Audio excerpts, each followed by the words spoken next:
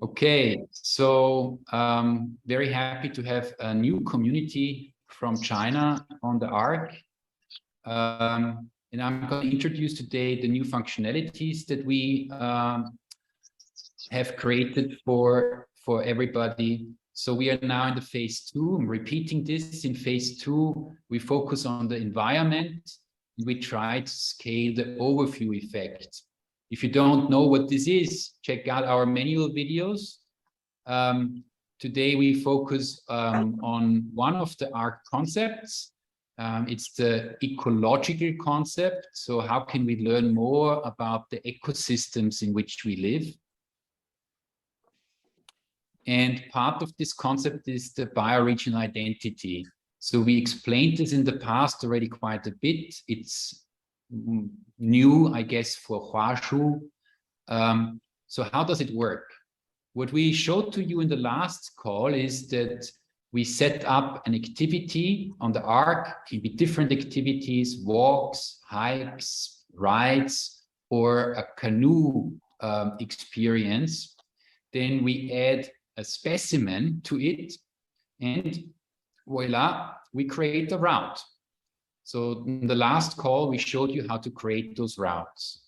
What we showed to you today is something a bit more complex. So you first create an activity, then you add a specimen, something specific in your environment, and then on top of that, you can also add a species. And you have a route. This is a route that we did yesterday. I hope it gives you a bit of an impression. So it's a local pond, really nice aquatic system. And we had a couple of kids participating. And like we always do it with Green Steps, we explored in a multisensorial way what's there to see. The kids caught a lot of different aquatic animals. And Gloria is showing you in an instance how this is then visualized on the platform. So that's it for today as an introduction. I'm handing over to Lucas and Gloria.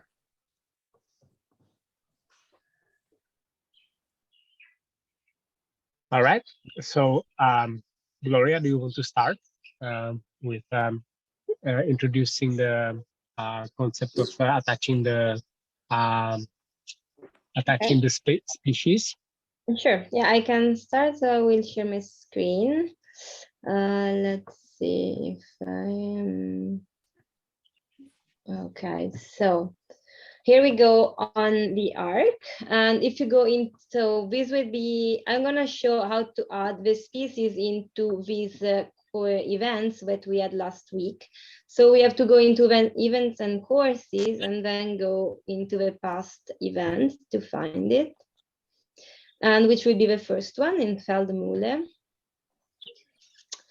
So this is the course, and actually you don't see from the preview, you don't see the species publicly, but you only see the description of events.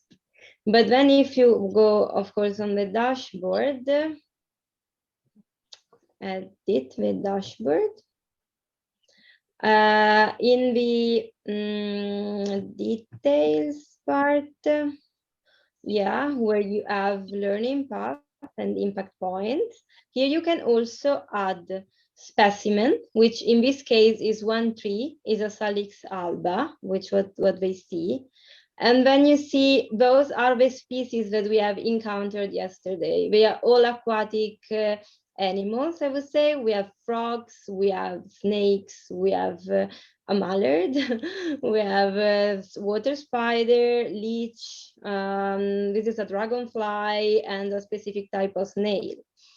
And so what's the difference? Of course, like the specimen is one specific tree that we have found, which also has a code and coordinates, while those are just species that we have met during the way. So it's not one specific animal that we have found, but the species generally. And what I'm gonna show you now is how to award those to the participant of yesterday. So I'm gonna go again into the preview. I'm gonna go, yeah, into the dashboard. And so the participants are already checked in. And this was Lynn with a family, and Isaac as well, who was attached to Knut.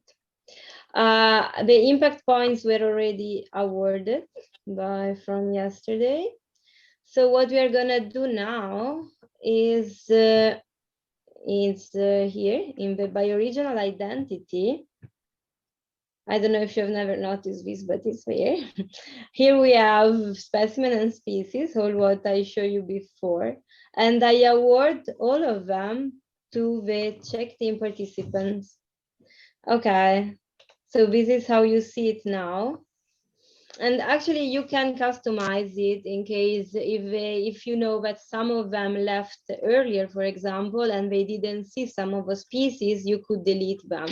But now I'm not gonna do it because they were all there all the time. And yeah, what else? Yeah, I think that's it. It's done, right? Yeah, okay. And I can take it over and show all the other news. Yeah, I have a question. Actually, go ahead. Yeah. So these are this is preset or set up because as you've designed that route with all these species in mind, right? So that Exactly. those are the species that you expect to meet during the during your walk. Actually, I have added them. I mean, the specimen, you can add them earlier. I mean, also the species you could, but you can also do it after the events because you don't always know what you're going to encounter, especially if it's about birds or water animals. Yeah, exactly. So that was my question. So this is, you haven't designed the route with these species in mind necessarily, but you have the route and then whatever you see, you have a record of it and then add it afterwards. So then in line with what you've actually seen on that particular day. The concept here is the same that we have for Plants and Friends. So you go out, you know an ecosystem very well, so you know approximately what you will see. You design the route according to this, you add specimen and species, but then you can edit everything according to what you really have seen. Okay. Yeah. Okay. Cool. Yeah. Yep. Actually, So, yeah, maybe I don't know if she wants to see also how the species might look like on this side or no. Well, I think we should now to Lucas, and Lucas can show it. Yes. Yeah. Okay, so I'm sharing. So I'm going to show you all the other things that we have done on the bioregional identity in the past month. Can you see my screen? Yeah. Okay, good. So I hope you like my new banner picture that I took at the course that I went to a few weeks ago. So as the pilot project in Sapultan is advancing with the bioregional identity, we are adding more and more things. And one of them for the Sankt Pölten STP Green Steps STP members is a new navigation icon on the left banner. So you can see that on your ARK, you only see home, events, communities, library, and leaderboard. If you happen to be a member of the community Green Steps St. Pölten, you now have access to the bioregion pilot functionality here on the left side directly. Of course, you can also access it from your profile. And that's another thing that I want to show you, and that is the bioregional knowledge that you can see now directly in your profile in case that you have already participated in some activities that that awarded you the observation of species or a specimen. So what I can see in here is the bioregional knowledge I have attained in the current territory of green steps sample then. So this always shows the percentage of how much you know in the current place that you are in. Yeah? So green steps Sampolten take the stewardship of the city of Sampolten in terms of curating the species and specimen, and then I get to see my bioregional knowledge in this current territory where I am. So if I'm going to move somewhere else and I'm going to start learning there, I'm going to see the other place. Good. So what Gloria was talking about was attaching of species to the routes. So if you remember from the last course, we can go to the library. And Gloria or Knut, can you tell me which one has both species and specimen so I can show it? The first one. But it's only in the event actually now, not in the best practice yet. So which best practice? Is there one? I mean, you could add them to Formule if you want to show how to add a species, and I can tell you which one to add. Well, I think it's okay then. So I'm gonna open it, and if you already know what kind of species you usually encounter in this activity, you can already put it into the best practice, so that it's included in all the events that are created from this best practice. So here we have the specimens that are attached. These are the concrete trees that for 100% they will encounter when people walk on this route. And if there are usually species that can be encountered in here, they can also be added in here, and they show in a separate section of species. There are more improvements or new features about species. So I'm going to go into my bioregion. And you also might remember that in the last call, the only species that we were able to create were trees. The bioregional identity was completely focused on trees. But of course, there are more things to see that are not always on the same spot and that also can be observed. So we have added species categories. And if you now go to the species tab, there is a new filter in here of species categories. And I think that there are already some birds. So I'm going to go for a bird. And okay, there are two competing drafts, so hoopoes and a mallard. So from now on, there can be all kinds of species created on the platform and attached to best practices, and therefore also to the activities, and awarded. People can grow their bioregional identity by observing species in activities. Good. So this is another addition. Our flagship bird, the hoopoe, considered to be one of the first ones. Another useful things are filters. Another useful thing are filters that we have added to the best practice library and to the events and courses. So we already were before able to filter by focus, so by a learning path. We are able to filter by age groups, so which age groups these activities for. And from now on, we are also able to filter by type of an event, course, or a route. So right now it will actually not do anything because all of the first ones are routes. But if I select a different focus of, I don't know, all of them would have botany, right? Systems. They also all have ecosystem. Anyway, you get the concept. You can filter by what you are interested in, and if you only want to see the routes on the platform, you can use the filter. If you only want to see routes in the upcoming events, it works the same. So it's in here. You can filter upcoming and past. You can filter by the place, and you can filter by the type. Good. So that's, I think, about it from the bioregional identity part. Did I forget something, guys? I'm not sure if I missed it, but displaying the bioregional identity progress in the profile, did we cover this? Oh yeah, I said it. It's, so in the past, we were only showing the impact points and the trash that you have collected.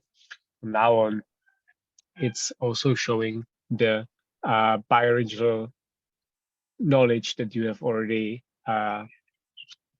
obtained in the current territory. I have a question on that again. Mm-hmm. So as soon as you set up routes in your bioregion, that's when then the bioregion icon would appear, because then you have that function, they're using that function, right? So you have something that is, is designed in that way, right? Right. Yeah. And I know it's unlikely, but if, let's say I spent my summers in Austria and the rest of my time in Asia, and I would join 2 bioregions, is that possible? Yeah. So this was Lucas, go ahead. Go ahead. Okay, I can say it. So we came up with the concepts of the territories. So as soon as you enter, as soon as you participate in an activity that is belonging to a territory. So let's say you come over to here to Sampolten and you take part in one of the activities, your profile is switched to that territory, and you can see how much you know in there. Yeah. And then as soon as you go into another region and take part in another activity, then you are again switched to that place. So that's the automatic part. It will, of course, be possible to switch it also manually if you want to skim through what you have already done in what regions and how much you know in there. Yeah, this is not done yet, but this is how it will be possible to do. So you will be able to know in which regions have you learned how much. Okay, cool. And I guess the same is true then for the rubbish, for the trash collected. So in your profile, as you now in the European region, that it shows how much trash you collected in Europe. But if you switch to your Chinese profile, for example, it would be the trash collected in China? No, so for that, we didn't do it. For the trash is global. Trash is global. Cumulative. Or... Yeah. But I mean, it's a good question. No, there's no logic behind this. So trash is something that you collect. The logic is that trash you collect globally, impact points you also collect globally, but the bioregional identity, this is the pedagogical focus that you learn about nature in a defined territory. Mm-hmm. So this is why you switch there. Yeah, okay. Yeah, that's understandable. Yeah. Okay. Mm-hmm. Thanks. Okay, good. So thanks for the questions. That was for the bioregional identity part. And we've got another big new functionality deployed. And that is the join activity wizard. So if you had events on the ARK so far, there was one of the feedback that we got that the join activity process could be improved. So we worked on it, and it's in beta deployment currently. So let's go and have a look at it. So as we are in the Robinhood community currently, we have an activity here to join. It's the ball. It's a ball, a dance ball in the Sherwood Forest. You can get the 20 impact points of music and dance. And yeah, let's have a look how to join it. I'm going to go to join. And you maybe don't have a clear image of how you join to this call, but we have currently split the join process into 5 steps. In the first step, you select tickets. In the second step, you select the participants who will be using these tickets and collecting the impact points, the bioregional identity, or the trash. In the third step, you answer all the questions that the facilitator needs to know an answer for from you. In step number 4, you review what you're done. In the step number 5, if this is a paid activity, you are redirected to the payment. So often people were telling us, why don't we just have select the ticket and confirm and finished, as it is often in other platforms. And that is because this is not only an event platform, this is not even mainly an event platform, but it's a learning platform. So we need to know who is attending, so that people can collect their knowledge, the stats about their knowledge. So that's just for the background of why it is done this way. So let's give it a try. I'm gonna book 1 ticket for myself. I go next, and the system leads you to select the participant. I can either book for myself, or I can book for someone else. If I want to book for someone else, it can either be my child, another ARK user that I'm helping with the booking, or for a new ARK user, so for someone who is not on the platform yet. So if I do it for example, for my child, and I don't have any child attached to my profile yet, the system asks me to create a child profile and then puts it as the participant. The same would then happen for the new ARK user. The idea is that later on, this person can detach this profile and continue using it on their own. For another ARK user, I can type to search the ARK and book for someone that I know already has a profile. Okay, so I'm just gonna book for myself in here and continue. In step number 3, I'm asked if I have any special needs. I might need some extra fund.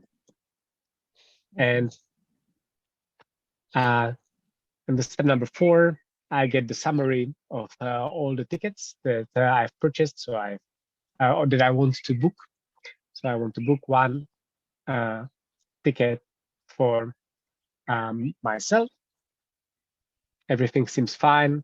I could also go back, change what I need to change, and I continue to confirm the booking and pay. And this event only has a cash on arrival, as we don't use any banks in the Sherwood Forest. But if you remember, in the last call, we have presented the community custom payment methods. So you could also set up a bank payment in here and then show to the user the instruction on how to transfer the money to you. And that's all working now, is it? And voila! Yeah, it's this is online. Mm-hmm. And voila! My booking was successful, and I get my little boarding pass, which says who. So all the people who will be participating are listed here. What did I book? The Sherwood Forest Ball. Where is the address? When is it? And what's my booking code? So yeah, this is the new take on how the booking could look like. One thing to mention is that this is a very important part of the app, and that's why this has been set as opt-in functionality. So this is still in the beta phase, and this is not the default for your new events. So if you want to try it out, you go to the event page, you go to the dashboard. That's usually where you manage the event. And in the settings menu here on the right side, you have the option about the activity interface, join activity interface, and you can select between the classic one, which is the one that you have also used today still, and the new one, which is the one that I have just presented to you. We want to test it thoroughly throughout the following month, and then make it the default. So basically, and then also remove the old one afterwards. Mm-hmm. Okay, so that's it. That's the content of our last month. I stop to share now. And yeah, any comments, any questions from anyone? Anything that I forgot to say, Dr. Gloria? There's one thing to add. I hope that some of you are excited about creating like specific routes in your own kind of bioregion ecosystem. We plan to hand over this functionality with the next beta call. So that's gonna be July 20th. By then, the local pilot project will be quite solid. We will also have presented it to the local government. And well, we hope that others also have fun using this. So I think we have fun so far, even though it's a lot of work, but it's also very exciting to create specific nature routes.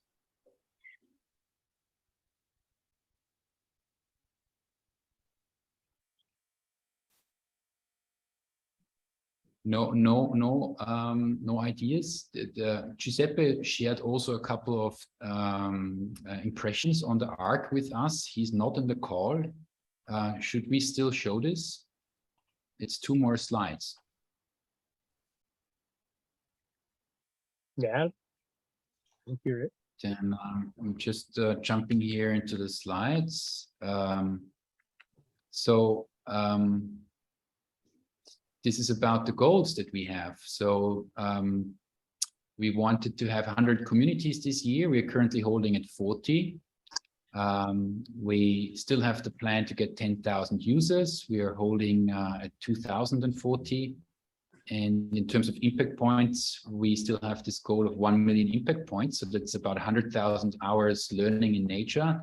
And we're holding at 92,000. In the spring term, so from spring equinox to today, you see that the lockdown, especially in Shanghai, had a huge impact. There are more than 4 times as many views and more visitors in the rest of the world, which is mainly currently Austria, than in Shanghai, where we have like 2 times, 3, 4, almost 4 times more people. So that's the data that we have here. So, but before we go to this, I really would say that we do a sharing round.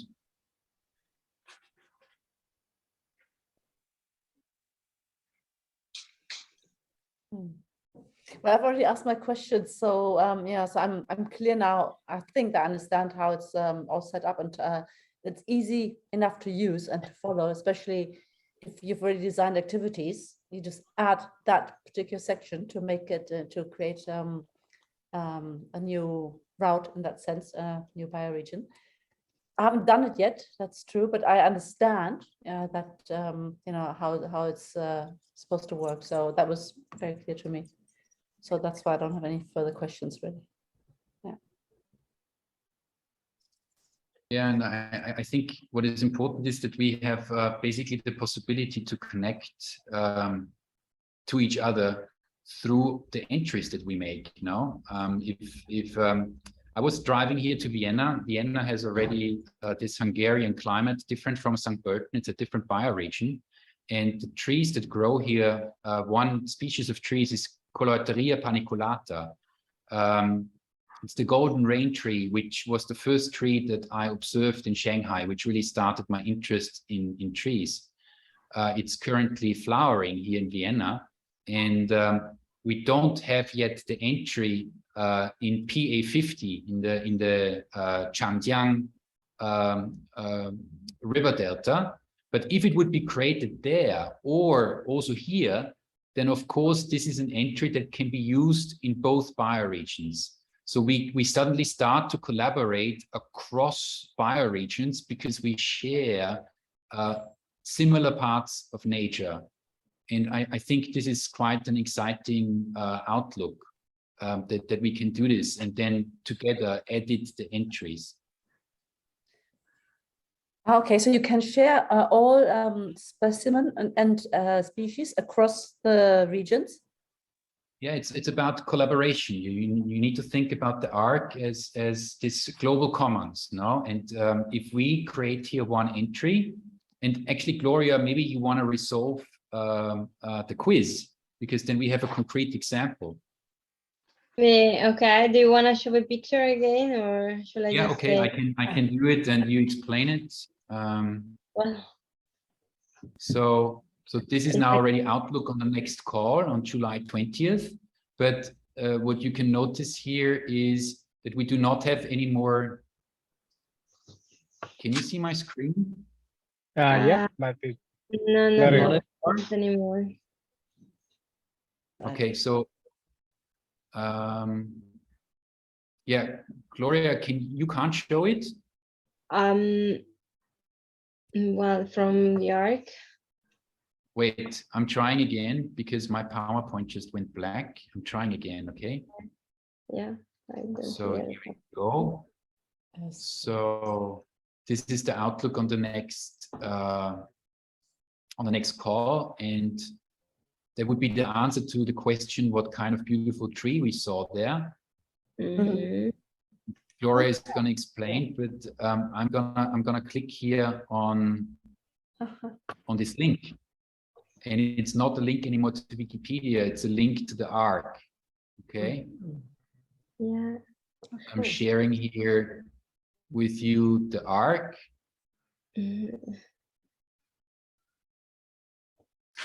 Well, yeah.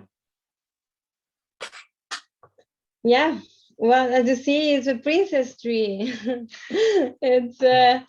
It's this tree from China, like this really beautiful flower. And actually, in the office, we even have the fruit from it. But you can see, I hope. And yeah, I believe so.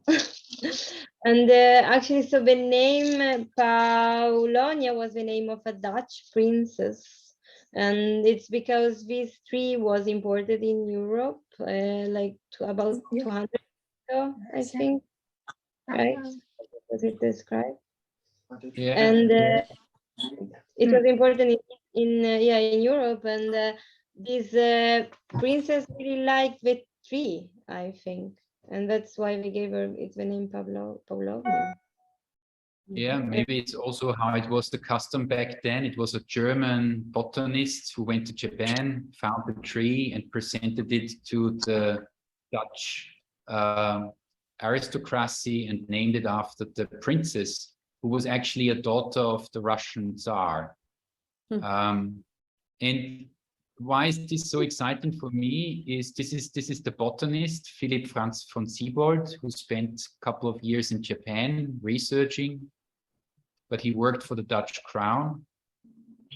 And so you see a lot of information about the nature part, where we got this information from.